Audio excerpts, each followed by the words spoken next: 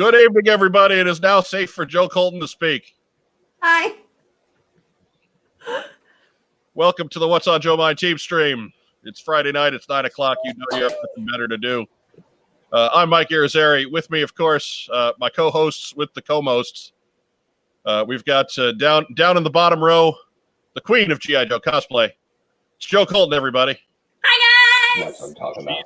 She's dancing like crazy because I think she has to pee. No, I already did that. You're such a dick. Oh. I'm just excited. It's a good day today. And over there, he's the guy you're here to see today. That's the former head of marketing for the G.I. Joe brand at Hasbro. That's the hot show, Mark Weber. But around here, I'm just eye candy. And I get it. No problem. You know, it's fine. You got nice legs. It's all right. Good thing they're not on camera. I have to put you in the area with the little duck head logo just to keep people distracted. Here you go. Joe, here's what my legs look like. Oh, no, not red. Man, the whole gag wasted. Now we changed the lighting on your face again. Right? Like, what are you doing? You're not supposed to move. This lamp is such a mess. Okay, here we go. Oh, yeah. Now blame the lamp. There's Blame my the legs. lamp. There's a leg right there. Look at that. Looking good. Yeah.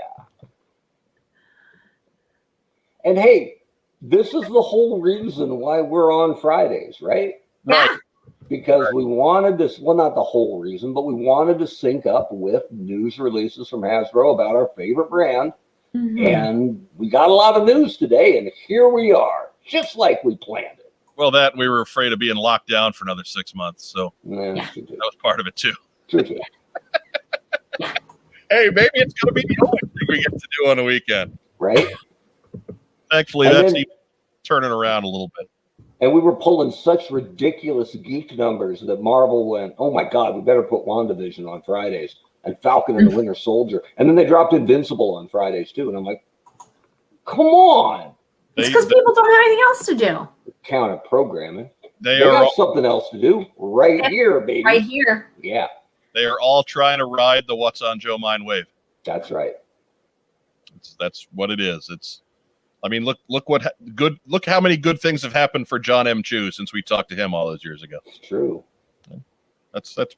We're taking full credit. He made that Crazy Rich Asians movie with Snake Eyes. That's right. Crazy Rich Snake Eyes. It was a prequel. Mm-hmm. So anyways, did anything happen today? Did I miss anything? My mic cut out for a little while. Yeah. Got past that. Yeah. Thank goodness. Thank you for everyone for being patient with us as we got things sifted out at the beginning of the show tonight. I was early today. Phone was down, and I think Joe was taking a pee. What is wrong with you? It's a little TMI, but okay. Because for some reason that bothers her, so I'm gonna, because she's the only person alive that does that, right? We finally found a way to embarrass Joe. Yeah, she's the only person anywhere that pees, Right. so she's very self-conscious about it. She is a shy, self-conscious lady. That's So, right. This is not the woman who introduced herself to me, a perfect stranger, by shouting at me across a crowded lobby in Dallas, and then tried to tackle me from behind. Right. And then married a guy who used the spear as his finisher. Right. Right. Match made in heaven. Right? Who's got the better spear? I do. Yeah. I mean, I'm taller. Taller. Yeah, I was going to say that's exactly what I thought, and I wasn't going to say it. I would. This being WrestleMania weekend, I'm going to bring it all home by saying you probably have a better spear than Edge. So you guys should keep track of my posts this weekend because it's WrestleMania and we're totally so excited for it. I'm going to be making tons of posts. Okay. Great. We're prepared. Okay. To make up for that subpar card, we're going to see. Oh. I don't know if it's a subpar card, but it's certainly been a terrible build. But It's fine. No room for Charlotte on there anywhere? No? Okay. She's going to win it anyway. It's fine. Right. She kind of took herself off of it. So that there's other problems we could talk about after the show. Fair enough. Yes. I don't want to get all these 30 odd 40 people that are with us tonight to bored with our WrestleMania talk. That's a different show. That's fair. We got a lot of things to talk about. Let's go. Right? God forbid if we start talking about fantasy football, there's probably going to be an open revolt. I'm gonna go. Ooh, yeah. I'm gonna go.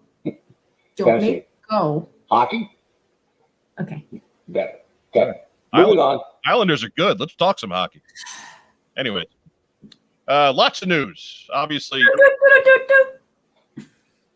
You had that coming. yeah, that's fair. That's fair. That's good. Look, if she's going to be more on top of that than I am, we're going to have a good show. We're all grown up now. Okay. You know, Mark, I saw earlier today, Joe retweeted or reposted the link to the program. She plugged the damn show, Mark. And she took notes. I cried a little. And she hit the news. She hit the Like news. right on the button. Here's my 1 page of notes. I have 3 pages of notes. Well, It's all up here in the Mind Palace. this is your wheelhouse, though. This is your thing. Hey, yeah. You're a toy guy. Hey, and kudos to the whole team, basically, because I don't think anything they showed us leaked this week. No. Like they had the stuff they chose to release, Mm-hmm. but no leaks at all, and that's a marketer's dream. Yeah, Because there's always something sneaking out, and you know, yeah. So kudos to them. That was I'm sure they were thrilled, and especially because, and no offense to anybody, pretty sure this was taped a couple days ahead of time, right? Probably about a week. So if something had leaked, it might have made something they said seem weird. Like, I know you guys are so excited to see this reveal, and you're like, nah, that popped on Tuesday. So really, really good job. And it's rare. Mm-hmm. Usually something leaks. Doesn't matter the team. Something leaks. So very, very good job on controlling the rumors and the leakage. Yeah. As far as everything that they wanted to talk about, nothing got out in a spot where they didn't want it to. But also, speaking of leaks, there was one piece of news that dropped, and it is squarely in the rumor category. But it's a pretty good rumor. Apparently, the Target shipping listings are showing a character, a fake code name for Asteroid. And it is rumored that is going to be a Target exclusive because it's not showing up anywhere else. And somehow they're making a connection that it's Major Blood. This is coming from the guys at histank.com. Go ahead over there when we're done and read up on it there. Again, it's purely speculative at this point, but their record on this has been pretty good in recent months. They're not being real forthcoming with where that information is coming from, but again, not our news story, but we will point you to it so you can get informed with the information that is making its way around. So again, I don't want to go too much further into it than saying it's a rumor and it's there. That's where you can go read it, is at histank.com. But we'll just leave that one as it is. I know just saying Target exclusive, I can hear Mark's eyes rolling in the back in his head. Doesn't matter to me. I don't shop at Target. Legitimately, have not been back since they treated me poorly.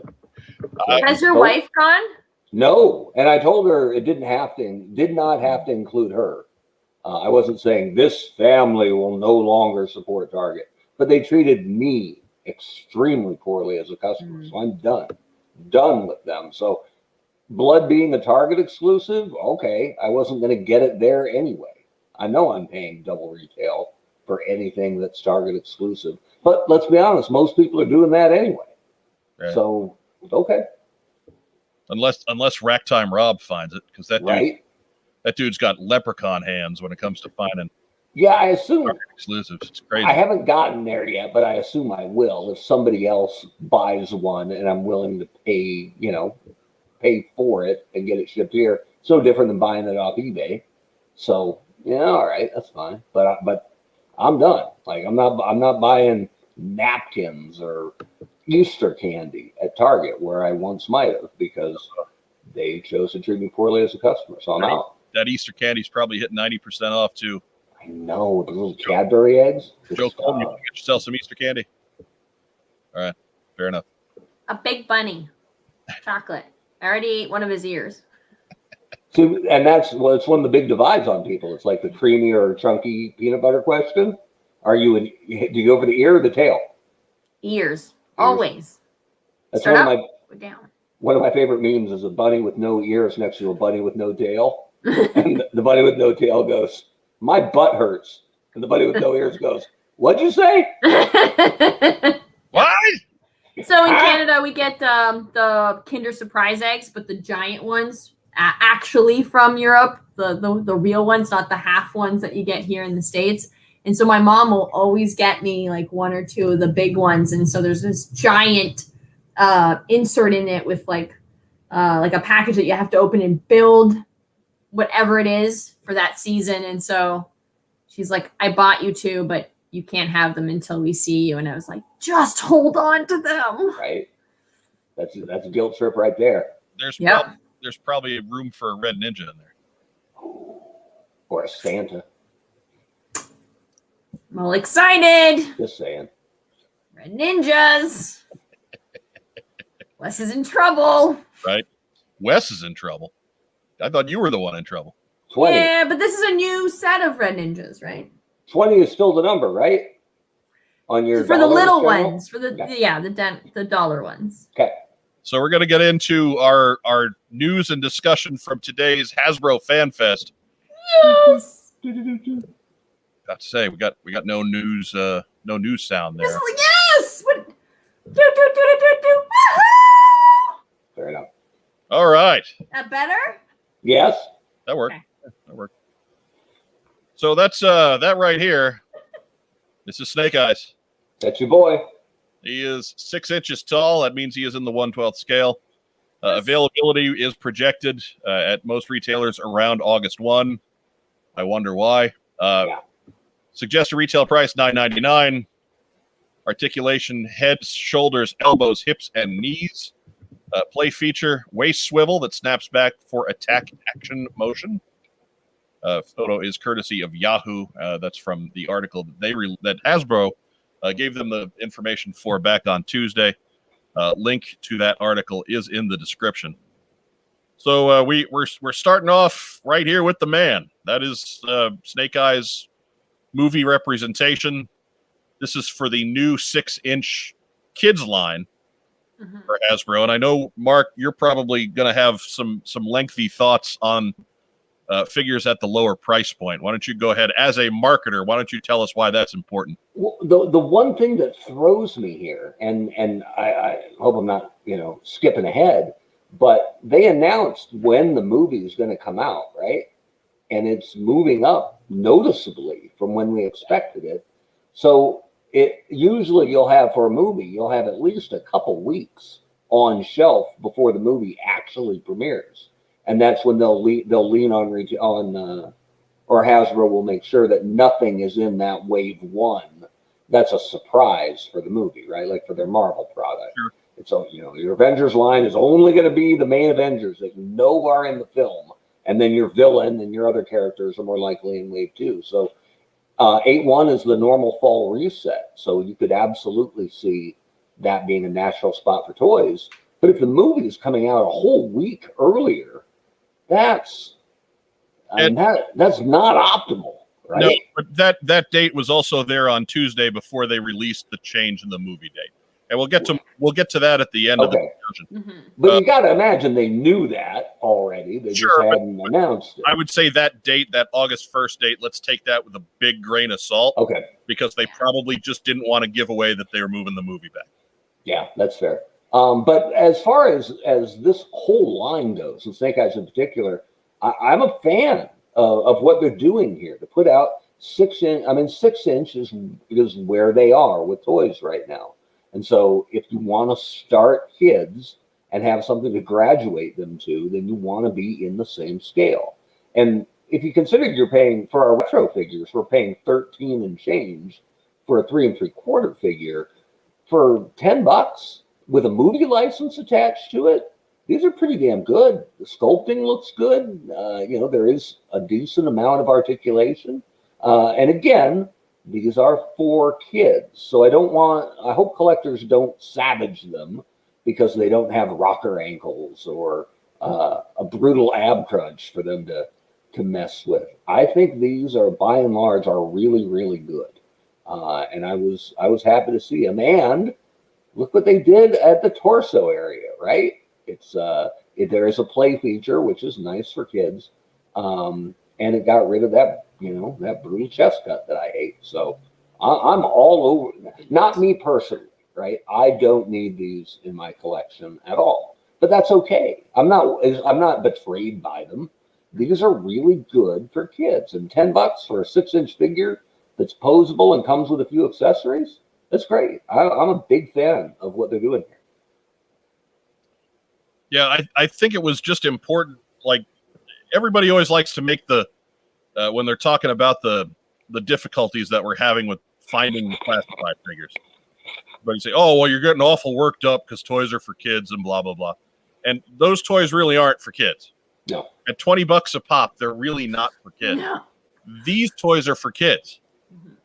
And I think it's great that G.I. Joe is getting out there with a good selection of characters at a low price point, because that's how we're going to seed the next generation of fans. If we don't take care of the kids now, they're not going to take care of us later. So I'm all for it. I'm thrilled to see $10, slightly less articulated G.I. Joe at retail. Joe Colton, anything to add? Yeah, I actually really like these. Like Mark said, I really found it interesting that they put so much detail at the lower price point for kids, like the textured on the forearms, the design and texture on the knife. Like, I like it. I think it's good. And I also agree with you, Mike, that once we invest in the kids, they'll invest in us, and they'll be collecting. If they start collecting now, they'll be collecting for like 20, 30 years. And like, this is a great figure. Like, there's nothing wrong with him. You know who he is. He's got the shield, the face guard. He's got the visor. He's got his sword and his knife. He's not over, like, he doesn't have like all of the stuff and all of the pockets and stuff, but it's for a kid. Like, why not? Yeah, you said about the textures on the figures. Lenny, the designer, made a comment about that during the presentation. He did. Back in Real American Hero, they'd see all the guns and the walkie-talkies and all the stuff that was molded onto the figures, and it really triggered his imagination as far as what they could do without necessarily having something in their hand, the stuff you could imagine. And so he wanted to recreate that for the kids that are going to be picking up this movie line. And because these are 6-inch scale, if they offer something here that isn't in classified and likely won't be in classified, you'll get some collector play too. More on that later. Yeah, we'll scrape on that in a few slides. So anyways, next slide. We're going to jump out of the 6-inch line here for just a second and get the other big boy in the reveal, quite literally. This is Ninja Strike Snake, guys. He is 12 inches in height. Yeah. Availability, again, most retailers around August 1st. Retail price $19.99. Articulation is at head, shoulders, elbows, hips, knees, and waist. Play feature ninja slashing motion. And it's button activated on the figure's back. Lenny was playing with it a little bit during the presentation today.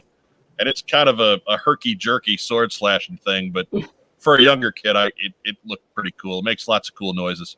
Did the sword light up?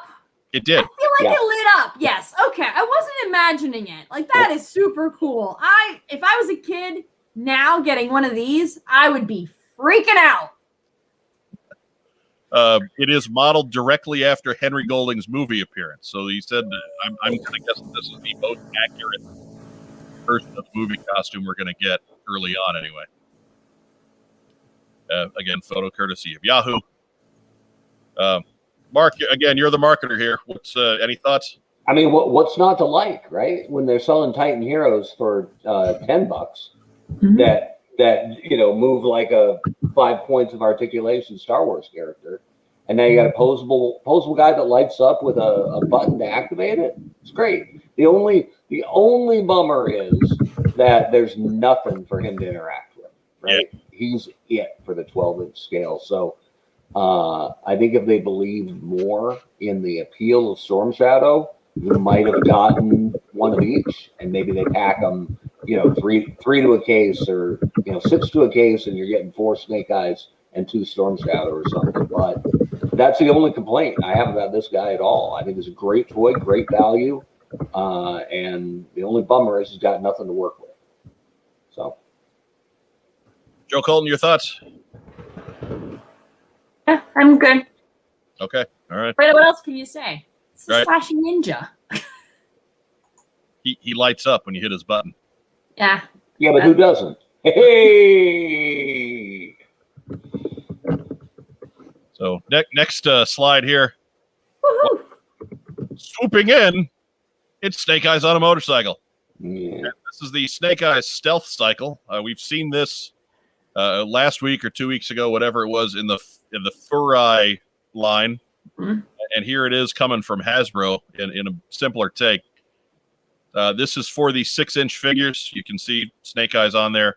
I believe this comes with its own unique Snake Eyes as a driver. Again, around August 1st, $9.99. Play featured Ninja Spin Attack, which is activated by pushing the seat. And that's this was written before today's presentation. If you didn't see it, if you haven't seen the video, that if you look up around Snake Eyes' chest, you can see that red peg popping out of the top of the motorcycle. You put that's a foot peg for Snake Eyes, and you can put them on the top, and it basically spins them around like he can do a big roundhouse kick from the top of the motorcycle. He just keeps spinning though. Yeah, it's a little goofy, but And those spinny things come off the wheels. yeah, spinny things come off the wheels. Those little buzzsaw things. You didn't really explain those, but you can take them off and Yeah, apparently they have a handle, so they could just try to cut one another with them or do the yard or something like that. Storm Shadow will also have his own stealth cycle that is decked out in white with red trim. I liked his cycle better, by the way. Yeah, it's very much like the Furai model that we saw a couple of weeks ago. So if you go back and watch that video, the one that we couldn't get 50 likes for, that'll have the Storm Shadow cycle, and it pretty well looked like that. Something here doesn't add up though, price wise. How do you figure? Well, how much is a 6-inch kid figure? What's it cost? $9.99. And what's this bike cost? $9.99. So there's no way it comes with a figure. Not at $9.99. I don't know. They showed unique Snake Eyes and a unique Storm Shadow with the motorcycles. Yeah. Then it can't be $9.99. Not if a regular single figure. Maybe it's $19.99. I didn't write the price down. Something here doesn't add up. I would think, but that was information that came out of that Yahoo article. Yeah. No, Okay. I'm not questioning the source. I'm just saying something here doesn't add up. Don't be surprised if there isn't an adjustment on this. Yeah, if that's not $14.99, $19.99, which is totally fine. I'm not. We won't come on here and be like, oh, now they're upcharging. Like, no. If you've established a 6-inch figure is from the kid line is $10, then you can't get a figure on a motorcycle for $10. You'll totally cannibalize your $10 line. So this has to be more. Unless it's a 5-point of articulation brick figure. Doesn't look like it though. No, it's not. Yeah, so I would imagine there's going to be a price adjustment here. Bait and stretch. This is a slap in the face. Oh my God, you straight up lied to me. Anyway, but yeah, for a brick motorcycle, all right, kind of cool. Yeah, it's fine. Photo courtesy Yahoo. And so here we see some more of Snake Eyes' cohorts in wave 1 of this movie line. We've got Ninja Tech Snake Eyes. We've got the always familiar Baroness. In blue. In blue with black trim, yes. And longer hair, it looks like. And longer hair. We've got our friend Storm Shadow, and we've got Snake Eyes again. And more of the same as far as articulation, et cetera, et cetera, et cetera. So Ninja Tech Snake Eyes came with some of the stuff that they showed off. It was like a sai and a sickle set and for the kids, and Ninja Tech Snake Eyes comes with versions of that he can use in his posability. So neat bit of integration there, I guess, and a nice way to work in a second Snake Eyes. We'll turn him into Spider-Man yet, darn it. Slowly. Way back in the 90s, I started buying that Spider-Man line based on the TV show, hoping they would eventually get to something as silly as Woodland Camo Spider-Man. And they actually went far beyond that in regards to silliness. So we got a ways to go before we get that silly with Snake Eyes, I think. But any comments, concerns about character selection here, or Joe, why don't you go first? I've been going first. I really like the Storm Shadow and the Baroness on this side. Like, out of these 4 figures, I have no interest in the Ninja Tech Snake Eyes. He is a little weird for me, and his tennis shoes are bothering me. So his old man tennis shoes has got to go. More than Scarlett's classified Tivas? Yeah. Or Burks? Yeah, I like the. look, he signed up for time at the tennis court at 2 p.m. So you'd be dismissing Snake Eyes. And then he can get to dinner at Luby's by 2. With the Stuckies, home of the Nutlog by 4. Right. Yeah. Get the Jack Benny half price plate special. Yeah, I do like the Baroness. I like her the weapon. I like that she's got longer hair. I like that they're doing a blue Baroness, which I didn't expect. The details are really good. I don't know if it's her hair. It's not her hair. They're covering up the Cobra emblem again on her chest, so it's fine. Whatever. Yeah, It's not important. I'm not sure it's necessarily even there. But we'll find out. I guess. I don't know. Like, I can't. There's no close-ups yet. So red trim from body armor, or if it's actually a Cobra symbol. So we'll yeah. got more on that as Wait, we see. Wait, go back. I didn't mean to go forward. Hang on. Do we have the technology? We do. I love that they made her in blue, even if she's never in blue in the movie, right? Because it makes it stand out. It's different from the other Baroness figure. On Peg, it'll help her stand out from the all-black Snake Eyes. Yep. So I'm totally down with this. Yeah, the tech one's kind of weird, but whatever. It's kids' line. They had to do 2 Snake Eyes. Yeah. Right? So this one will be a little different. That's fine. The one missed opportunity on Storm Shadow, because they gave him such a good quiver as a backpack. And it may not have even been realistic, for where the arrows are, but whatever. It wasn't on the original toy either. I wish the swords had gone through the quiver the way the G1 backpack did, because then not because everything has to be like the original, but that design was so sharp because he could carry all his weapons at once. Yeah, and you didn't have to put them in his hands. Yeah, I think that's a bit of a miss. But the one thing I find really interesting here is that forget about what he actually looks like, just color-wise. This is a pure white ghost Storm Shadow, and that's not what we're getting from the movie, or in the movie, it feels like. And so it's interesting to me that they would deviate from that. If this is a movie line for kids, it's strange to me that Storm Shadow looks so different, unless there's going to be some kind of change in the movie. But I don't expect they're going to go from off-white to pure white at some point, right? It just doesn't. Yeah. It doesn't make sense. So I found that interesting. But I like the figure. Figure's cool. Very cool, especially for a kids line. Like, yeah. These figures, except the Tech Snake Eyes, would make me want to collect if I was a kid right now.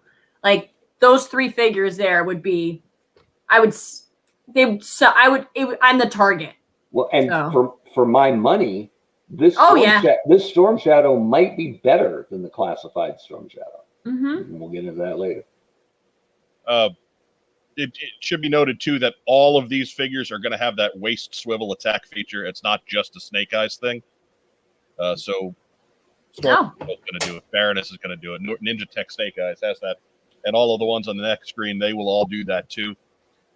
And all of the weapons that these guys come with are going to have some kind of modular ability to them, whether either you can combine them or they're going to fit together. Like, Ninja Tech Snake Eyes has the sai and the sickle. That's just like the role play stuff that they showed off. I don't have pictures of those, unfortunately. I got them. We can put them up later. Well, okay. Aren't you special? I took notes, sir. Sir. So neat stuff there. That's going to bring us to the rest of Wave 1. So cool. Right? That's going to get us a Night Creeper. Yes. Seriously, Night freaking Creeper. Yeah. And there's the fancy guy. And also Scarlett and a Red Ninja who we'll probably have to call Bert.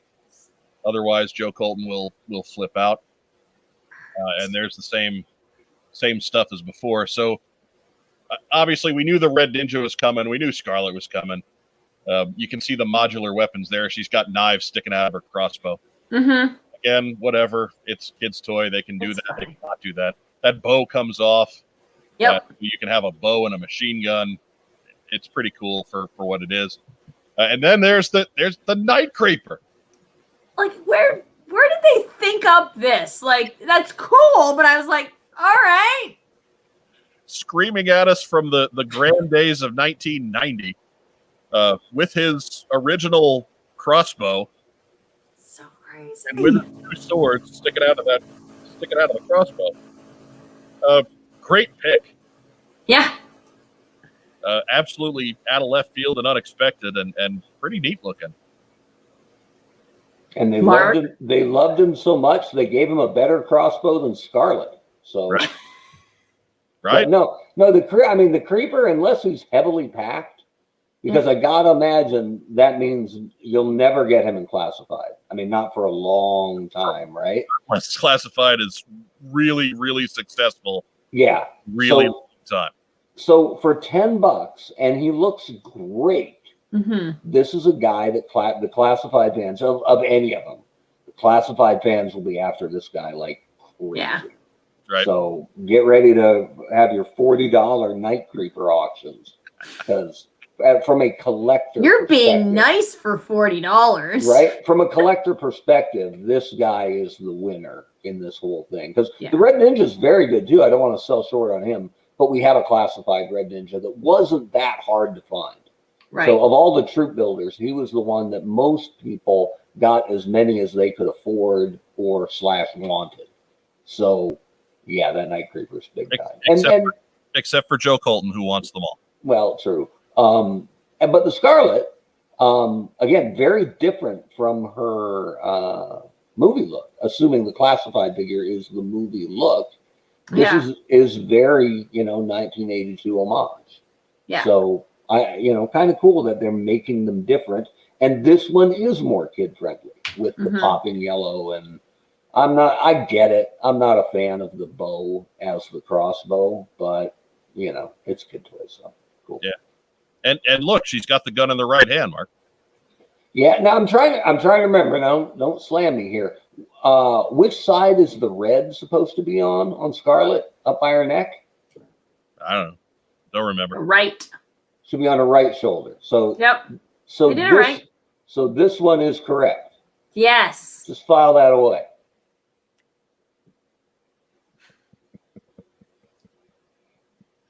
Oh goodness. So we'll move on from Night Creeper and Little Dancing Guy. Oh, and she's right-handed, so we're happy about that. And here's the images of Roleplay, the Yahoo article. This is cute. Special Missions Mask and the Ninja Strike Morning Light. And this each with electronic light and sound effects. Again, at most retailers on August 1st. Retail price $19.99. They are kid-sized, but not honcho-sized. Yeah. So you'll still see a little rim of face when I wear it, but that's okay. That would just cover your forehead and your eyes. Right. There'd be face on all directions. I mean, I wouldn't be any different, but this is my favorite part of the comment section today is when they put this one up and they went nuts and went, "That's what Snake Eyes is supposed to look like." I'll light up. Light up. No, not the mask. The kid with the sword. Oh yeah. Oh God. Don't. Let's Look. not go there. Caucasian blonde, right? Well, kind of. Eh. Does it It matter? It feels Yeah. to me, and there's no inside knowledge on this, that this origin story is going to be so different that it might not matter that they cast Henry Golding by the time we're done with it. Look, I have maintained from the beginning, Snake Eyes' race doesn't matter so much, but his nationality does. Yeah. Yeah. But anyways, maybe I'm the crazy one. I'm not the crazy one. Well, and we don't know. Is he going to be from the United States? It could be from Britain. That'd be natural. Yeah, I don't think that's what he's sounding like in the movie. Yeah, we'll see. Yeah. We don't want Scottish. He'll be Scottish. running around screaming Action Force slogans. He'll be Hispanic. Bueno. Speaking of our friend Henry Golding, here he is. Hey! Here's the movie figure. So cool. Is the classified Snake Eyes. That is classified scale and articulation. He includes the Morning Light sword with sheath, 2 knives, a Henry Golding head, and a second masked head. And this is straight off of Hasbro's. This is off the Hasbro Pulse website. So neat look there. It really does look like Henry Golding. If we put it on our spot, obviously you can go to the Hasbro Pulse YouTube channel, check it out there. Watch Henry Golding unbox his own figure. He was pretty thrilled. It looked like to pull his own Snake Eyes out of the box to have his own little personal action hero. He was really excited. Like I have to say, if it were me, I'd be right there too. I'd be geeking out and screaming like a little kid. I like that he had a knife handy. He was just like, knife. Like, all right, there's a little street cred there, but look, he knew he was doing an unboxing today. Mm-hmm. Yeah, it's been on the website for weeks. So I gotta say, I like this figure a lot. I like the texturizing, and I saw that Len had said the shiny parts are the armor, and the matte parts are more of the cloth parts that are going to be on the costume. So I like that they're trying to incorporate different aspects instead of just having a straight black. Everything is shiny. Everything is matte, and so they're adding textures and different styles of paint in order to make it more interesting. Well, and that was my worry seeing the kid Snake Eyes figure was there's a lot of gray mixed in there, right? Yeah. And so I was like, oh, I really hope they try to stay as dark as possible, if not jet black. And so matte black, flat black, shiny black, all good. Yeah. And this looks great. And this should be the biggest sigh of relief for Joe fans is you finally got to look at this is what he's going to look like in the movie. And I think fans, honestly, were more worried about neck down, right? Because we knew it was going to be Golding. You wouldn't cast Golding if you weren't going to show his face a lot. Right. But we had an origin story. Idea. Yeah. No idea what he was going to look like suit-wise. And this is pretty legit. It's also an origin story. You're not going to see him wear the mask within 10 minutes. Like, you don't hire Golding just to stick him in a mask. Yeah. Right. I mean, it gives you that much of the plot in the title. Yeah. It's Snake Eyes G.I. Joe Origins. Yes. Not Snake Eyes years later. Yeah, Snake Eyes 6 years into his run. No. Just want to give a quick apology to the folks in the live chat. Normally, we spend a little bit more time working you guys into the discussion. Mm-hmm. We'll do that as we go on. It's just difficult to juggle all these images and talk to our panel of experts. In Mark's case, I guess he is an expert, but Joe and I, we're leeching. I'm nothing. I'm a rusty expert, but whatever. Yeah. Feel like I haven't been negative enough. Let's find something I can tear into. No, I like this you. So, Mark, what do you think about his chest cut? You know what? And I'll be generous here. The figures that have hidden it best, other than, like we've always said, gal figures tend to hide it pretty well because there's a natural cut where they can obscure it. And anything in armor or a knight or a robot. You can find seams that make it work. But beyond that, if you can go all black, it hides better. So the Destro figure, the first Snake Eyes figure in the classified lines, have hidden it pretty well. And it's, it's in this photo, it's great. But, that's in this photo. But, I think it will bother me less on this than it does on at least one other figure. Is that one other figure this gentleman? This is Snake Eyes G.I. Joe Origins classified Storm Shadow. He is also classified scale and articulation. Mm-hmm. He includes two swords, two swords, sheaths, an Andrew Koji likeness head, and a masked head. We are seeing him here with his Andrew Koji head, obviously. This photo courtesy of Hasbro from earlier today. So, Mark, is this one of those figures you're talking about? Yeah, the chest cut's hard on this guy. It's also low. Yeah. Like he's barrel-chested, like almost to his stomach. And I'm not, well, you know how most of your original Storm Shadows ended up kind of yellow after a couple years? Like this one, they're just saving to the time. So they called it bone. Like yeah. A bone color. And I'm not even that mad about it not being pure white, although I know there's a lot of people who are.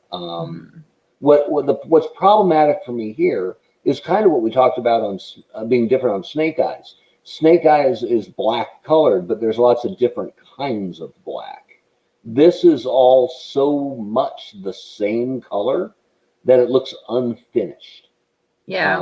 I would like some more shading or logos or something to break it up, because maybe something more metallic on the belt, perhaps. Because the belt would have been great, or the wrappings on the sword. Couldn't you make the sword handles a slightly different color, right? The wrapping on below the hilt, or even like his padding on his shoulder and his like the gauntlet guards, like make them just slightly off, or even like shine them up a little bit, like you did with Snake Eyes.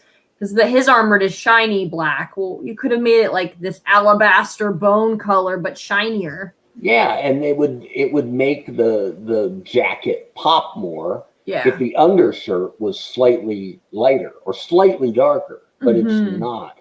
And it makes it feel unfinished. Yeah. Like the toys you get, when you see the stuff that escapes from the factory, right? And you're like, oh, it's all one color. That's cool. That's kind of what he looks like. And I was not feeling it for this guy. I think I know they have to match what the movie's doing. So this isn't an indictment of Hasbro or Lenny.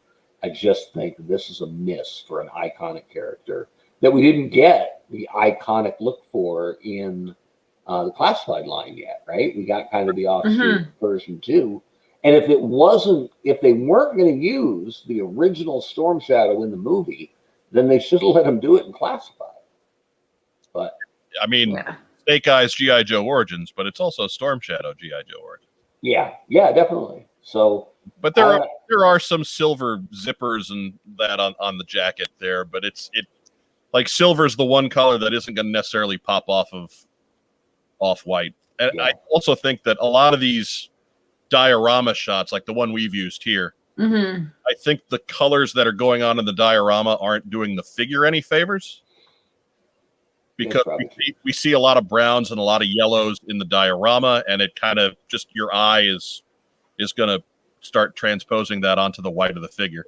And I want to be really careful how I say this, because it could be easily misinterpreted, but because the bone and off white is fading into the flesh tone of the head, it just makes it look, it looks like a pencil, like with an eraser on top, right? The whole overall thing. Whereas Snake Eyes, you get, when you have the unmasked head on, you get the gigantic color break of black to flesh tone, however you want to define the color of that flesh tone. But here, it's not a big color break, and that just makes it look more like it got painted with one big brush. So I have to say something. I just looked at on the Hasbro Pulse, and the collar part is shiny, as are his shin guards and his arm guards. They are shiny.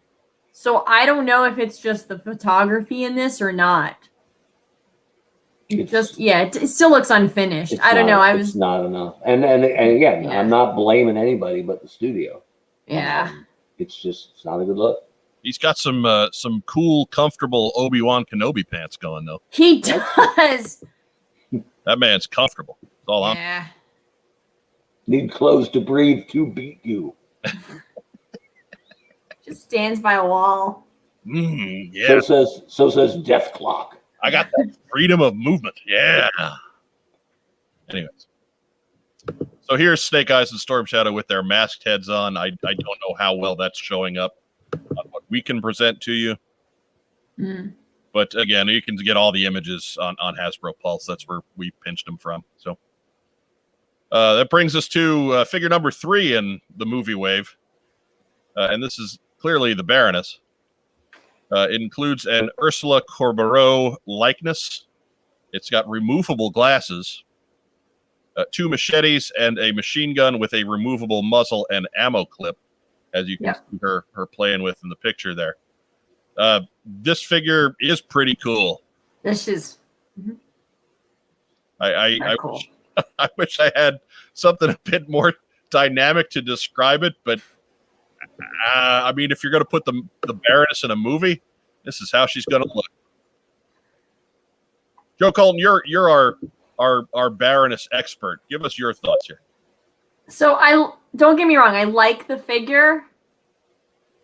Why couldn't you keep her long iconic hair?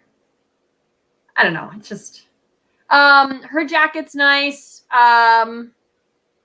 It's I don't know if you can see the front. It's a little. It's like she's got like a little jacket on top of like some scaled corset that she's wearing underneath. I like the shiny parts on her thighs. It gives this illusion that she's got like thigh-high boots. She's very nice. I like the accessories that she comes with. I like that you can remove the silencer and the mag. She's a good figure. I don't know. The glasses are a little too cat eye-ish for me. And the hair. I know I'm nitpicking, but nitpicky. Notice also the cat collar needs to go. Like, who's wearing collars? Like, it's not the 1990s anymore. Like, get out. I mean, she is European. You never know. But hey. She's great. Like, she looks beautiful. It's just those 3 little things. I noticed that Joe Colton went to criticize glasses and took off her own glasses. Yes, I did. Mark, what do you think here? I love that there's a real machine gun here. Yes. Very cool. Removable clip a la Action Force. I think you mean that's a machine blaster. Right? Well, I just said Action Force when they found a dollar smile. I love that the Cobra logo is front and center, right? Without any straps or chains or anything hanging over it. And I wasn't sure they were even going to brush up on the idea of Cobra in this movie because they don't have to. So this is a good nod that they're at least going to acknowledge that in the film. Of course, I prefer the Baroness with long hair, but if it's short hair now, it gives them a new hairstyle for the next movie. I was thinking very Black Widow with this, where they change up her do every film. So cool.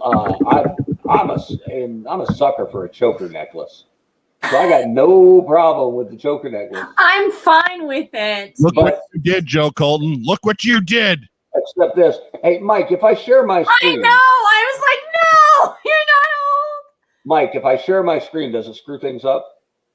It shouldn't. It'll just kick this one off for a minute. All right. I have this picture of her hair bothers me the most. Like the Lady J figure right now. And I get that J has that open collar. That's important, right? That's Lady J. But look how terrible it makes the transition from chest to neck look. Yeah, that's awful. Right? Like we used to run into this at McFarlane a lot with sports figures because the head and neck were one piece that clicked into the torso. So we would almost always do an undershirt. And I understand why you can't do that with Jay, Because whether it's revealing or not, that patch of very upper chest is what she's supposed to look like. So, but with the Baroness here, it breaks my heart because you've got, apparently she's going to wear a choker collar. You have a natural break there that you could use. And by the way, her neck is way too long. Way too long. So you could just, I swear, if you cut it underneath the collar and just dropped it, she'd be perfect. So yeah, like even maybe this is exactly how it looks in the movie, and that's why they're following it. But God, you so couldn't use that. As a woman with a very long neck, why are you drawing attention to back in high school, weren't your nickname the Giraffe? Some people would call me a giraffe, yes. Oh my God. And other people walk by were like, "What up, G?" But that's what they meant. Yeah, it wasn't nice. Yeah, her armor's great though. Like other than her neck and her hair, were like her armor's beautiful. Like the detail's great. Everything is wonderful. Like she's great, other than the neck and the fact that she has a choker necklace that they could have used and didn't. I mean, I'm no expert on Ursula Corberó, so maybe she just has a really long neck. It doesn't matter though. Maybe she is like Joe Colton, 8'3". Just this is an opportunity missed in that one spot. And other than that, I think this figure is amazing. I think it's amazing. That's the next time, man. When they have a fan fest, we're doing the drinking game. Where anytime someone there getting a paycheck refers to their own product as amazing or awesome, you take a shot. Awesome's fine. Amazing was overdone. You will be hammered half an hour in. Just saying. Yeah. Moving forward. So there's another familiar face. Yeah. This is, of course, Scarlett. Classified scale articulation that includes a Samara weaving likeness and a crossbow. A great looking figure, a little light on the accessories, but I guess something has to be if you're spending all that money on likenesses and doing, removable mag clips and muzzles and bonus swords and things like that. I guess somebody had to come up with the short end of the stick on accessories, and it's our girl Scarlett. They're all a little light on accessories, but her more than the rest. But yeah, even if they're light on accessories, then those accessories tend to do something. Scarlett's just got a crossbow. So we'll toss this over again to our lead Scarlett correspondent, Joe Colton. I'm the redhead. You can next as the lead redhead correspondent. Ladies first. I really love this figure. I love that they got her red hair right. It's in a ponytail. There's no like white little wispy thing. I would have liked a few more accessories, but it's really it's fine. I love the armor, like that Kevlar look armor, the belts. She looks great, and even like the touch of yellow that they have in different places, like the trims and the elbows, and so it gave it a little bit of a. It's not just gray and red hair. Yeah, I liked it. I like her shins that are Kevlar as well. So, yeah, can't go wrong. I think I'm getting her. I think we are setting a record tonight as far as participants in our live chat or live viewership. We got up close to 50 a few seconds ago. So thanks to everybody who's tuning in. Make sure that you are subscribing to the channel. Yeah. That button down there. Sorry, throw a little cheap plug in there. Mark, as our lead Carrot Top correspondent, what are your thoughts here? Well, obviously the hair's all red. I'm happy about that. And my regular Scarlett, not complaint, but the easiest hurdle. She's right-handed, so love to see her right-handed. That's good to see. And I love the little bit of yellow because she still looks. I mean, this is maybe the most tactical look Scarlett's ever had anywhere. figure-wise at least. And I think it's great. Absolutely love it. The one thing, and this is what we alluded to earlier, if you're going to do the red patch or the red shoulder pad as the homage, put it on the correct shoulder. Should be on her right shoulder. It looks like there's some armor there where it could have been. So now again, Hasbro, this is not a Hasbro beef because I'm sure they're following what it looks like in the movie. But for them to go, we're totally going to do the homage with the red. And I'm not saying they had to do it, but if you're going to do it, put it on the correct shoulder. I can't imagine the argument where you go, we want to do the red homage. Cool. Which shoulder was it on? Right. No, we're going to go left. Like either do it or don't do it. But now it looks like someone missed the memo. Biff McHonky Donk asks, as a southpaw myself, what does Mark have against left-handers? Don't have anything against left-handers, but Scarlett's original XL1 power crossbow has the offset sight to match up to her right eye. So she would have to shoot it with her right hand. Same thing as Han Solo's Star Wars blaster. With the offset sight, it has to be shot from one hand. So Han Solo, Scarlett, right-handed. And that got me here on the packaging. It's beautiful, whoever the artist was, but he has her aiming the crossbow with his right hand, her right hand, and then the offset image has her looking cool, holding it in her left. Yeah, I think it's Magali Villeneuve. And even if you don't know my geeky hang up about her being right-handed, why would you offset it in either hand?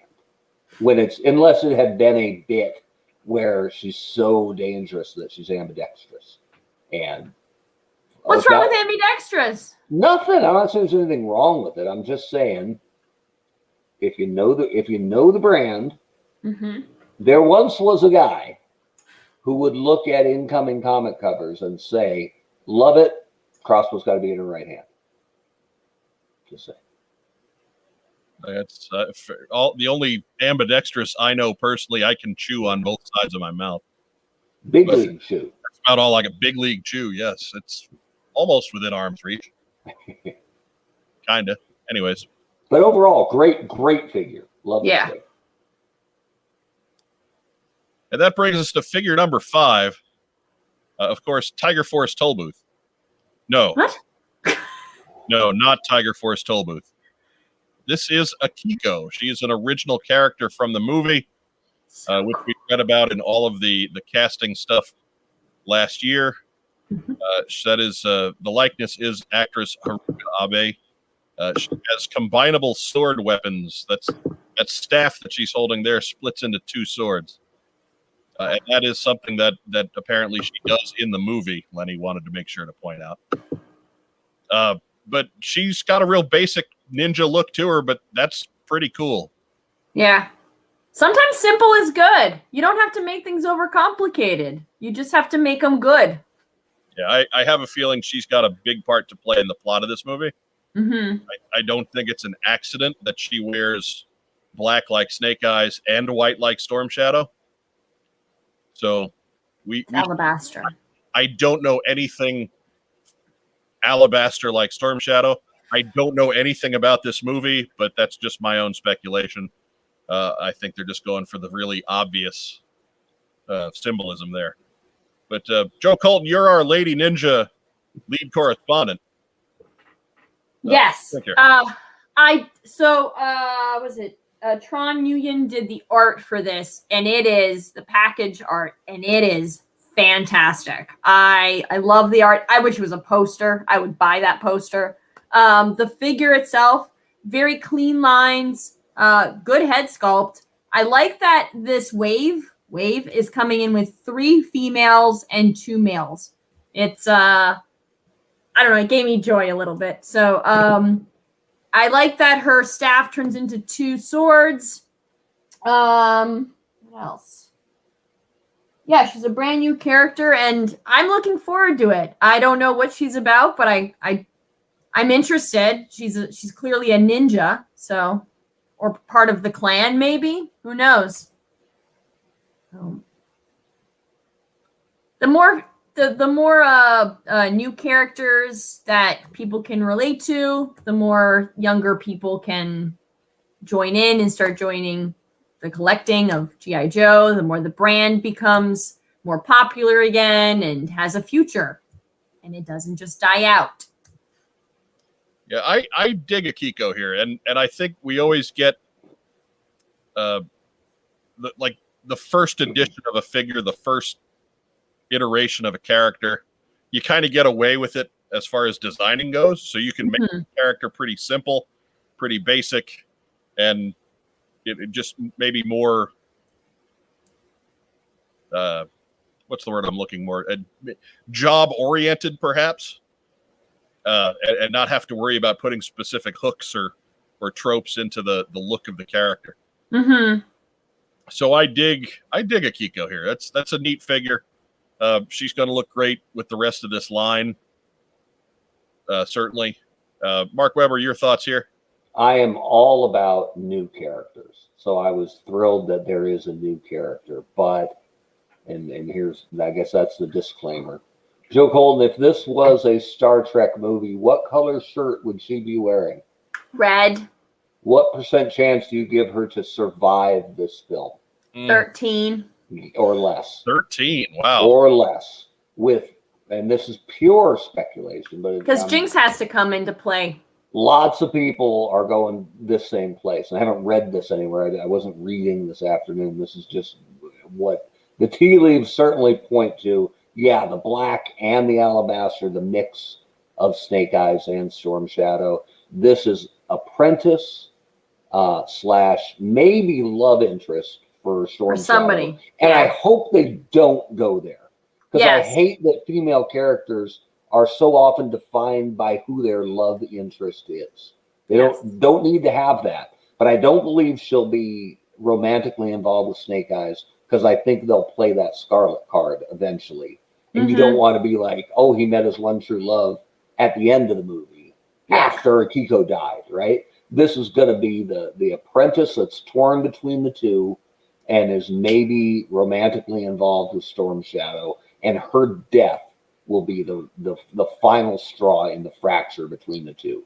Because with no hard master to kill, because obviously they're abandoning a lot of Larry's original story, they still need that fracture point between the two. Because there was one point where Lenny said, you need some guys for Snake Eyes and Storm Shadow to fight. So obviously, Act 2, they're probably still, maybe bristling against each other, but on the same side. And then you'll have that fracture and the fight. So I'm going to toss this up here because it's too good of a quote from Sean Russell before we ban him again. But to quote Bobby the Brain, yeah, but whose side is she on? I like the one I saw flash by was her full name is Akiko Yo Butt, which is, I think, pretty strong. But and here's where I'm gonna go against Joe Colton, which is a dangerous thing to do here.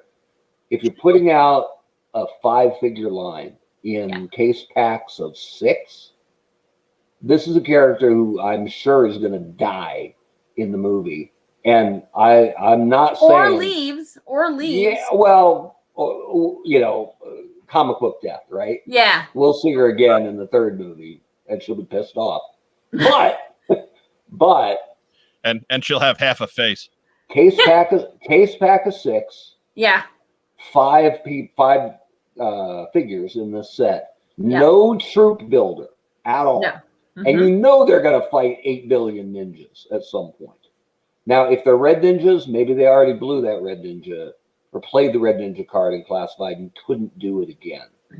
But for what is, and I know it's not as defined as it used to be, and there are lots of gals who like G.I. Joe. Yes, there are more than there used to be. This is still a boy-focused brand.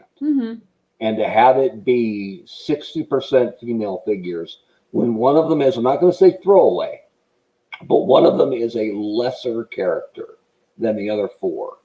I think this is an opportunity missed for which I would have pushed for a troop builder in this place. Or better, if they'd given me the item count and the tooling, this is my Pulse exclusive.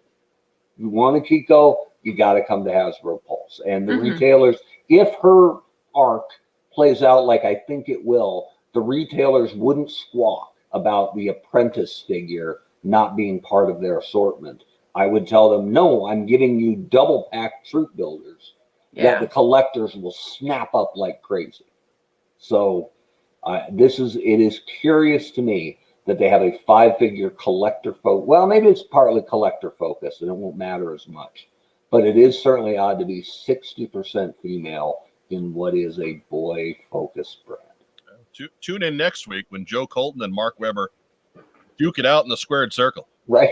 I try to be very respectful about all of that. And I agree. I think she's either not going to make it or she's going to leave 2/3 of the way in, and that'll be like she'll be like the thing that finally separates them Right. as friends. And she either turns on Storm Shadow and says, "You're beyond what I could go," and just leaves. And yeah, their argument, she doesn't like that she's stoking discontent on accident.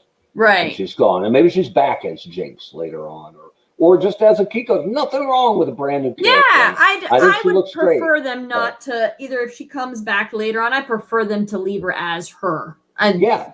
Jinx is something else. Love new characters, and I think that's great. And if I had my druthers, that troop builder would be a brand new character. It wouldn't be a Night Creeper, even though they did a really good Night Creeper in the kids line. Wouldn't be a Red Ninja because they've done a really good Red Ninja before and now in the kids line. I would have made the nameless, faceless troop building ninja that they're going to kill by the dozen. That I think that is incredibly missing from a marketing and a construction standpoint.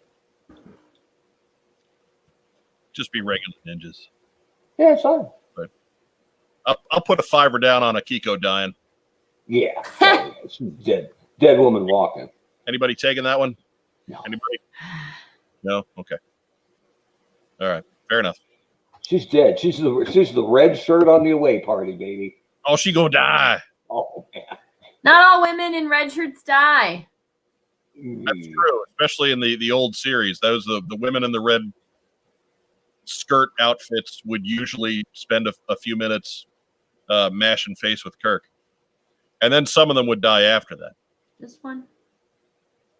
She is the S.G. Jones in this battle royal. It is not going to happen. The crowd's gonna love her, and she's gonna be the first one over the ropes. Anyways, that brings us to Snake Eyes G.I. Joe Origins. Drum roll, please. Announced by host Jackie Jennings after the panel. Now releasing to theaters on July 23rd. 2023. So Only in theaters. Only theaters. in theaters. Because, good Lord, if you haven't been vaccinated by then, they should send burly people to your house to punch you. Go get vaccinated. All of you, go get vaccinated. Good God. So it's good news. We've got a movie. It's been in the can for a while. They did some reshoots a little bit ago, which is normal.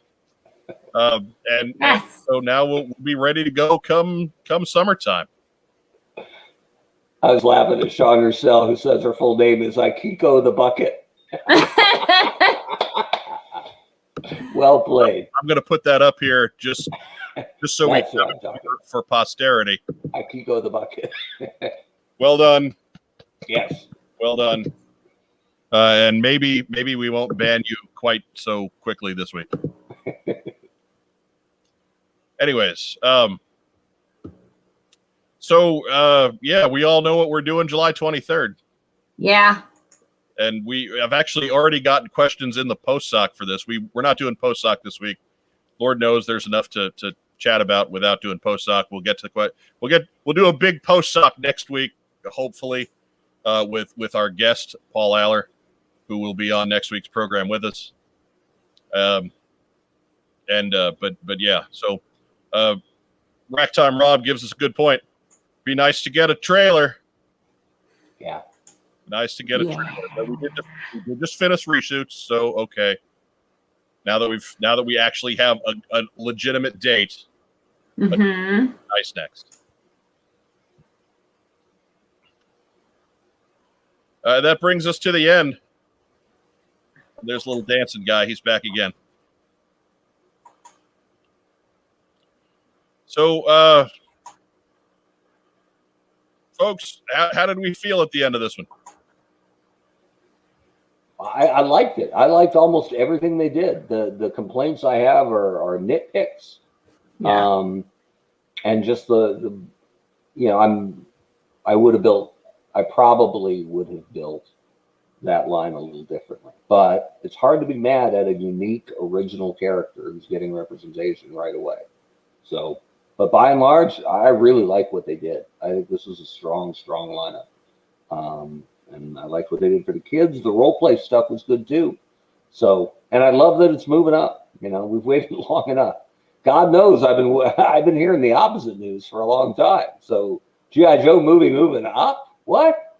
Who knew? That seems backwards, doesn't it? Man, so weird. I can't talk trash to a director about that. I don't have a stand on. And we talked about a little bit earlier, I think maybe off air, that it was cool to see Golding legitimately pumped up. Yeah. About getting to his figure. That read as genuine. Not everything today read as genuine, but that definitely read as genuine. So I was pleased. Yeah, he did seem really excited. He seems like a good guy to have to be the face on this. Yeah, I think none of us were wild about Rise of Cobra or Retaliation, but it felt like Channing Tatum was so done with it by the second movie, right? Because he was a big Hollywood star now. Yeah, he seemed like he was done with it on the first one. Yeah, and The Rock, who's a great star and showman. He seemed pretty excited, but then they would also talk to Bruce Willis, who didn't seem to know a whole lot about what he was doing with G.I. Joe. So it's always like even the good has been tempered with the not so good. But at this one, where Henry Golding is the one real star in this picture, and he's really pumped up for it, is a good feeling. Yeah, and The Rock is that excited about whatever project he's currently pushing, right? So over time, you're like, yeah, I've seen you this excited about Skyscraper and Doom, and so. Have you seen Skyscraper? I have not. It's better than it has any business being. Okay. Oh. I'll give it. I'm not going to call it good, but 2 stars out of 4. Okay. All right. Yeah. Solid outing, worth the paycheck. Go get him, Rocky. And off he goes. But you know what I mean about The Rock, right? He's always in that hype mode about whatever he's currently doing. So it's hard to take him at face value a little bit. Diana Davis is still bitter. Chris Hemsworth auditioned. Chris fucking Hemsworth. Yeah. He went with Tater. And then they showed us what Hemsworth would have looked like, right? In that Netflix film as a mercenary military type. So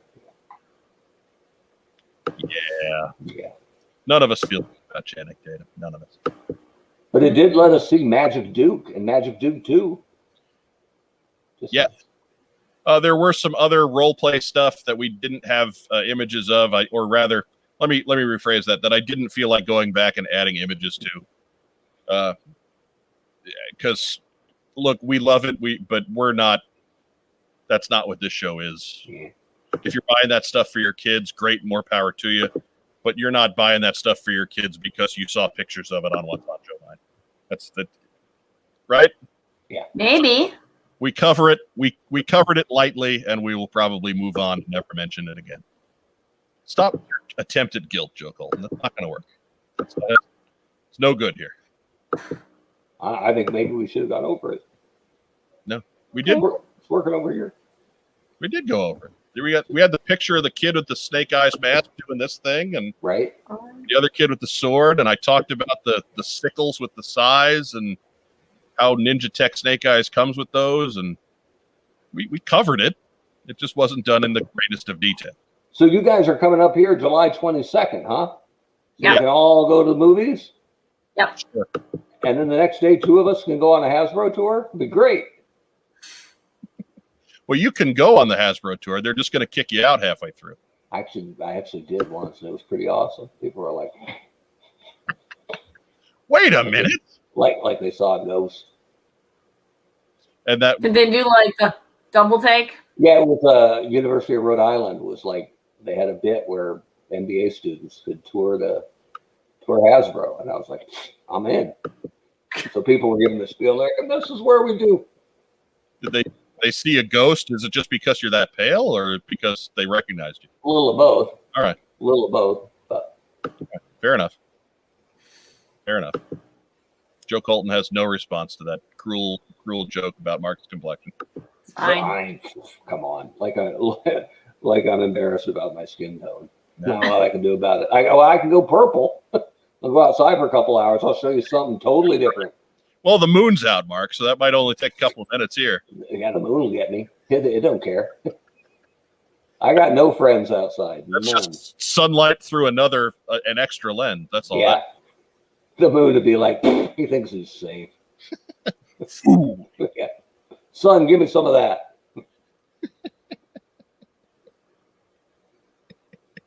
Oh, goodness. So we are rolling on. We're at 75 minutes or so. We might actually get a chance to get out of here early. We'll give a couple of minutes.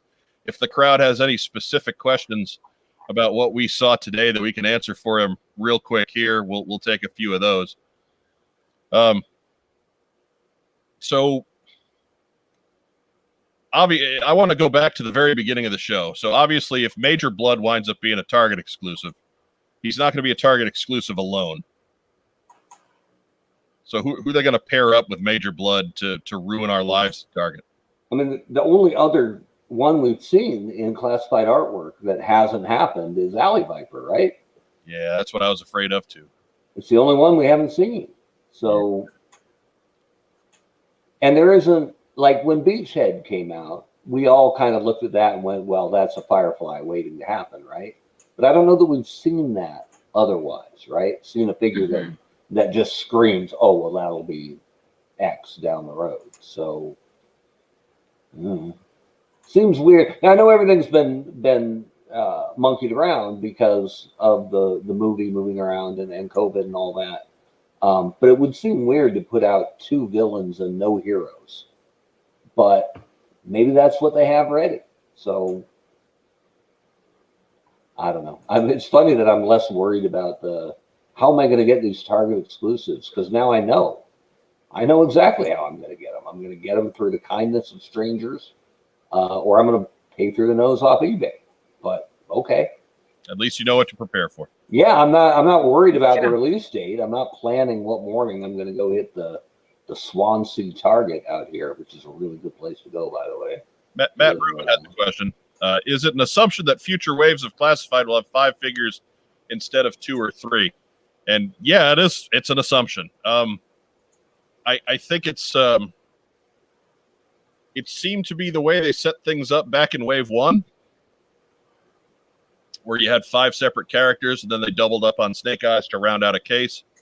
I've always assumed that that's what they've tried to do since then, but with everything getting pushed back with the pandemic and the movie and what have you, I think things got broken up a little bit more than they had intended before.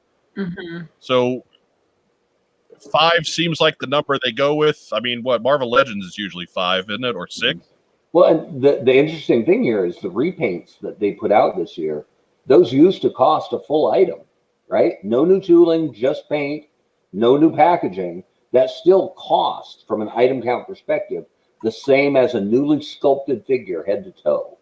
And we never had that kind of leeway or slush fund of items on Joe to get away with that. But if that has become a little less restrictive, they could put out Major Blood and Alley Viper and re-release some of the guys that were hard to find, right? Like if they threw, even if that's Target exclusive, if they threw some Beachheads in there, they'd sell.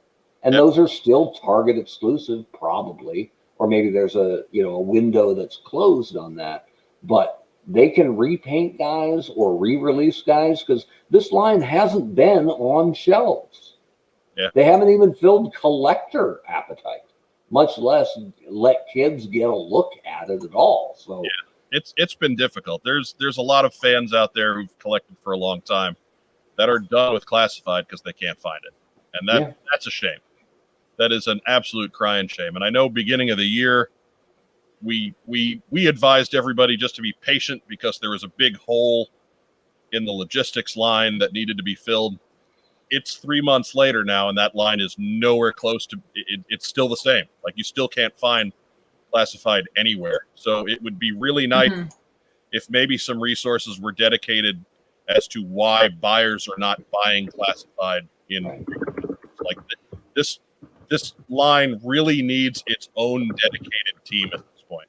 If it's going to continue to be a big thing, if you're not going to just eat it whole and let the peasants eat cake when they can't find figures and let it just destroy itself, then you need to dedicate some real resources to selling this to buyers. And it really looks like they're not doing that right now. And the what's coasting. It's not scary yet, but the thing to watch is if Hasbro really believes in G.I. Joe as an ongoing evergreen brand, then there should be something that follows up the movie. I'm not talking about a classified figure line, I'm talking about some kind of entertainment, even if it's just webisodes or something.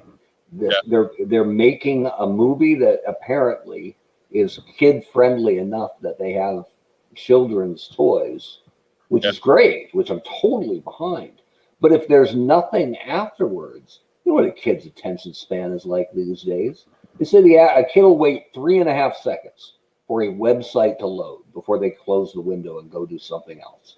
3.5 seconds. That's how long. And we're all kind of the same too, right? You punch up an app on your phone and it doesn't load. How long are you waiting for it? Right? You've got other options. Same thing. Even if the movie's good, even if it has kid appeal, if there's no next chapter, they're moving on. They're watching Ghostbusters by September, right? Yeah. So the fact that we haven't heard about any kind of entertainment to follow it up is a little bit puzzling. That's not entirely true, though. Remember, there was the Amazon project for Lady J. Right. The adult theme. Sure, but it's something at least. It's not for kids. Maybe, we don't know. We just know it's on Amazon. Maybe it is an all ages appropriate show. We don't know. It's possible. I think unlikely, but possible. I think you're right, but it could be adult in the sense like when we were kids, Magnum PI was adult. There was really nothing going on there that kids couldn't see. It was just stuff that kids weren't necessarily interested in because it was a bunch of old people running around and bothering kids. So you can't say that there's nothing, but there doesn't seem to be much of a plan. Yeah, and we don't know that for sure. But if it were kid focused, it wouldn't be live action. Agreed. Right? Like the only live action kid stuff is Power Rangers. Yeah. And that's because that formula works year after year after decade after decade. I've said it over probably the entire 10 years we've been doing this show and before. I think the perfect format for G.I. Joe is a appropriate animated series on a streaming service. That's you get all your long-form storytelling, you focus on multiple characters, you can take the whole line on if you want to, go in any direction you want with it because G.I. Joe plays to those, but that doesn't, like, that's the thing that doesn't seem to be in the cards, and I've always been puzzled by that. Yeah. One more question from the crowd. We'll step out of G.I. Joe a little bit. What do you think of that Optimus Prime on today's Transformers panel? I think it's the coolest toy I've ever seen. If I can only get those Powerball numbers. Joe Colton, we know you hate the robots, so what do you think? Didn't see it. Too bad, because it was... I watched the Marvel reveal, and I want those Sentinels. That was not the question. We don't care. Mark Weber, what do you think Optimus Prime? I mean, they've been looking at this for years, since I was on the brand, a long time. It's super cool, and it's $700 worth of cool. Oh my god! Yeah, the one thing that leaped out to me, that Optimus who transforms, he rolls around, he lights up, says hello, and when you say Optimus Prime, convert, he transforms. And I'm like, No. did you really just tell him to convert? Right. When you've got the Transformers license all locked up? Why wouldn't it be transform? That's his line. Transform and roll out. Convert? Wait, what? I'm so confused. Yeah. I know I don't like robots, but what? Do you like Jay and Silent Bob? No, but it's fine. Because they're the ones who introduced it, which doesn't make any sense. It was the first thing that when I came home from work today, it was the first thing that Crack Time Rob and I talked about was the Optimus Prime. And I made the joke that at $700 they mailed a promo one for free to the one guy who could afford to buy one from them. He's 20 inches tall. Yeah, huge. It's huge. And, look, and it's awesome. It the is. Sentinels are like 20 inches tall. Yeah. The other thing other than convert is when he's standing there and you're not activating him, he doesn't just stand there, right? Like he does little movements like a human might do, like shifts from foot to foot or adjusts the shoulders a little bit. And a couple times they said, look at him. He's not just standing there, he's breathing. And I'm like, no, he's not. He's a friggin' robot. Don't breathe. He's not breathing. They said it like at least two, maybe three times. And I'm like, I liked the shimmy. I mean, it wasn't like full, Street Fighter waiting to be selected pose, but it was enough that it's kind of cool. The EverQuest does that. When your character hasn't moved, when you haven't moved your character, it shifts a little bit, right? To show that it's not. Yeah, or it folds its arms, or it. Yeah, it's not a mannequin, right? It's actually a character. So cool, but it is not breathing. There we go. I should have known that you would have sewing implements right close by. But hey Wes, get in here. I have a feeling this is the first legitimately behaving toy robot. It's going to be ridiculously overpriced. Nobody's going to buy it. It's going to be awesome. But from here on in, they're going to get a little bit more affordable, and they're going to do a little bit more. And next generation's kids are all going to be like Scott Tracker on Mask and have a little T-Bob running around. So wait a minute. He's got 5,000 components, 60 microchips, 27 servo motors, and an all and one of a kind collector's experience. Get out. That's what costs for $500. The experience is $500. Oh my goodness! So that it was cool, but when they didn't drop the price, like didn't tell you what it cost, I'm like, oh, this is gonna be a wallet. Oh, they didn't tell you on not during no, but I knew it would be a wallet meteor. Were they like, so go to our site, you'll find out. Kapow! For $700, I ought to be able to run my Sirius XM through that thing, man. Right? He should bring you food. It should be like Optimus Uber, or Optimus DoorDash. We're coming up on an hour and a half. Let's pull this one into the station. We got shout outs, Mark Weber. Who we shouting out to this week? Mine is a little different. If you knew Tony Carrillo, who came to Joe's shows all the time, he was a great big guy with an even bigger personality. Came from Chicago, was big in the Volkswagen tuner community, as well as huge in the G.I. Joe prototype and stuff that shouldn't have got out of the factory community. So that's really what he was after, and he had a really impressive collection that didn't mean anything to me because that stuff doesn't matter to me. And when I was working on the brand, I really didn't like that stuff was getting out of the factory. But he would always ask when I was on the brand, and I would never give him. I never gave anybody any inside info or anything, but he would always ask. He was super friendly. I don't know how well known he was in the community, but he was a really good guy. We lost him this week. Yeah, complications from COVID, from what I understand. Yeah, so if you're not wearing a mask, come on. So for our friend Tony, that's my shout out. Joe Colton, who we shouting out to? I don't know how to follow up that now. Right? I totally torpedoed you, Joe. So It's okay. It's okay. A shout out to you guys as always. Every week, it's a joy to see you. Mostly Honcho. Nice legs. To the fans who tune in every week, thank you. We appreciate you and love you and love your comments and questions every week.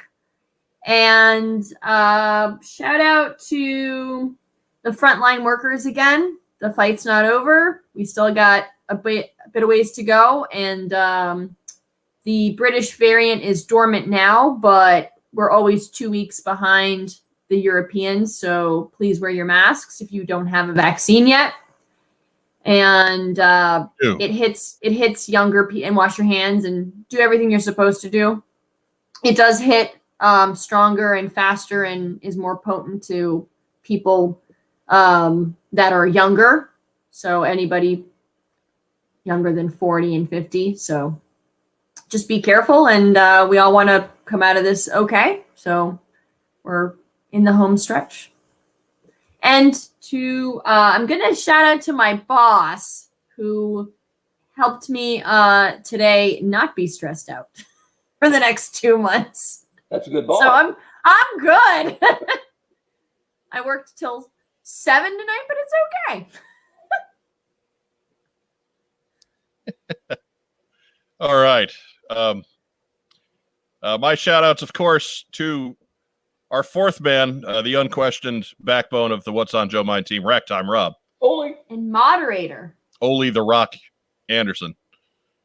In the back room, taking care of moderating the live chat and banning Sean Russell. You be nice to him. He helped me out today. Look, Sean Russell's a heck of a good guy, but we ban him every week. No. We do. He had the best line tonight. He had a couple of the best lines tonight. But again, he's banned every week, so he knows. He's great. At least Part he's of the game consistent. we play. He helped me get my figures today. You be nice to him. At least he's consistent. Look, we got his name on the screen. We told him that he told good jokes. This was a gentle banning. And then we banned him. Wham! We don't really ban him. Good God.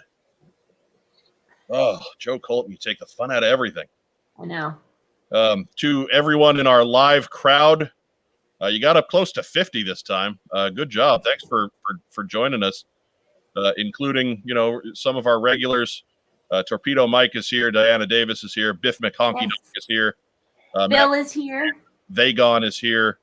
You guys are with us every week. I hate making lists because inevitably I'm going to forget somebody. So please don't be offended if I didn't get you in that. Thank everybody. That short 7 or 8 person list. Look, we have people who show up every week that never leave a comment. So it's true. They're shy. Don't call them out. No, I'm not calling anybody out. I'm just saying I'm not going to be able to thank them personally because I don't know they're there. And Conrad is still alive. And his dog still alive. His vet is in awe. Yes. Conrad Mauser is Diana's cat, by the way. So that's cat. Sorry. Yes, not dog. Cat. Splash. Plug in Joe Colton. I know. Believe It's it. been a long day. Splash the dog. Splash the dog. Yeah. We want to give a shout out to our friends at Kokomo Toys who replenished the prize coffers today, and we're going to figure out what we're going to do with that. We do have a prize set up for when we hit 1,000 subscribers, so please, by all means, continue to like, share, subscribe, and spread our videos to your social media. We greatly appreciate it when you do that. We've kind of stagnated at 517-ish. So again, share us in your groups on Facebook. Share us in your group. Share us on Twitter. We don't care. Get the word out there. Want to, of course, I'll reiterate what you guys have said. Make sure that you are exercising your freedom of choice and choosing to protect yourself and others from COVID-19. Cases, I guess, have gone up in something like 16 states this week. Yeah. Which is not the right way when we're also getting something like 4 million people vaccinated every day. Like those two numbers shouldn't be both going up at the same time. The vaccination works. Please get yourself vaccinated. The sooner we get this thing beaten down and defeated, the sooner we can all go back to living the life that we want to live, where we're not getting upset with one another because we don't have cloth on our face. I'm going Monday. Awesome. My appointment is not until the 19th, and I've been working retail since then, so I am totally stressed out about it because, of course, dumb state of Indiana lifted all of its mask restrictions this past week. So, yay! Wear your mask because I don't want to die. Yes. It's catchy. Right? I should get that on a T-shirt and wear it to work all the time. You're the marketer. I don't feel like dying. Please wear your mask. But I rock and want to continue to. Right? Sucker. Fat dude susceptible to COVID. Please don't breathe on me. Back off. We make light, but it is not a laughing matter. So please continue to observe the safety protocols, even if it's not the rules per se where you are. Be smart, be thoughtful, and just get that done. And lastly, of course, to everybody who's watching this recorded, we couldn't do it without you. Thank you for subscribing. Thank you for watching us. To all of you watching live, thank you for making this experience a whole lot of fun. I like to think that we've kind of done a running format change in the middle of year 9, which is not something that a lot of podcasts do. But having you guys in the room with us every Friday night really makes this a different experience. We really dig it. I know it was a shot in the arm for all three of us doing the show. Another shot in the arm. It's all about shots in the arm this week. 2 shots. So yeah, let's hit the like button. Joe Self says it right. Let's hit that like button. We did not make our like button goal last week, so we will not get crummy unboxing video because I'm not waiting another week to unbox all my stuff. But I tell you what, if we do 50 likes this week, we will do a contest next week. Nice.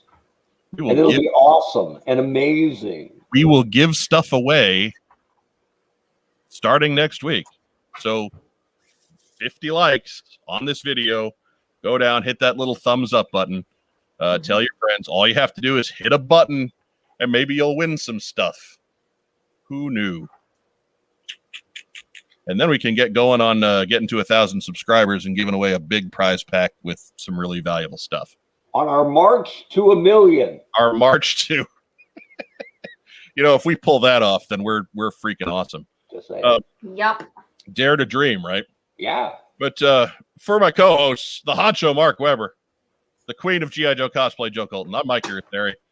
Thanks for joining us here on the What's on Joe Mind team stream. We will see you next Friday night at 9 p.m. With our special guest, Paul Aller. Until then, have a great evening. Yo, Joe, go enjoy Winter Soldier, maybe some Invincible too. We love you. Good night.